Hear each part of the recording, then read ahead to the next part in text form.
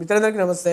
మరి మొన్న ఏసీబీ మహబూబ్నగర్ జిల్లాలోని సోదాలు నిర్వహించినప్పుడు మరి డిప్యూటీ ట్రాన్స్పోర్ట్ కమిషనర్ ఎవరైతే ఉన్నారో మరి కిషన్ అనే వ్యక్తి దగ్గర దాదాపు మరి ఆయన వాటా ఈ లంచాలకు సంబంధించిన డబ్బులు కలెక్ట్ చేయడంతో లంచాలతోనే దాదాపు 350 కోట్ల రూపాయలు మరి పోగు చేసుకున్నట్టు మరి ఏసీబీ సమాచారం అదేవిధంగా పేపర్ స్టేట్మెంట్లు వస్తూ ఉన్నాయి.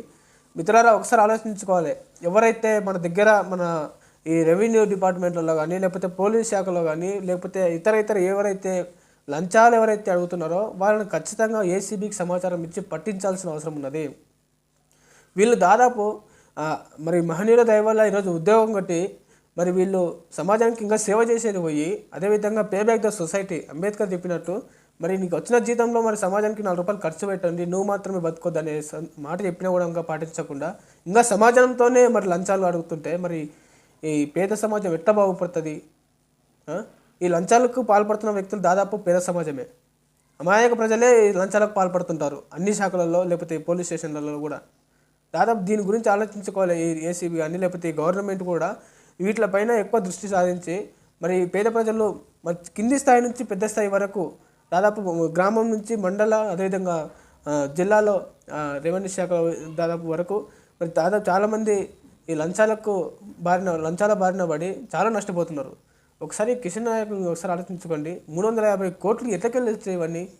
ఎంత ఘోరంగా లంచాలకు పాల్పడితే ఇన్ని కోట్లు పోగు చేసుకుంటుంటాడు ఒకసారి ఆలోచించండి. దయచేసి మనం దీని గురించి ఆలోచించాలి. ఎవరు లంచాలకు పాల్పడుతున్నారు అనేది కూడా ఇది మనం ఖచ్చితంగా ఏసీబీకి సమాచారం ఇవ్వాలి. చాలా పోలీస్ స్టేషన్లలో కూడా మరి చావుల కాడ కూడా లంచాలు అడుక్కునే పరిస్థితి కనిపిస్తూ ఉన్నది.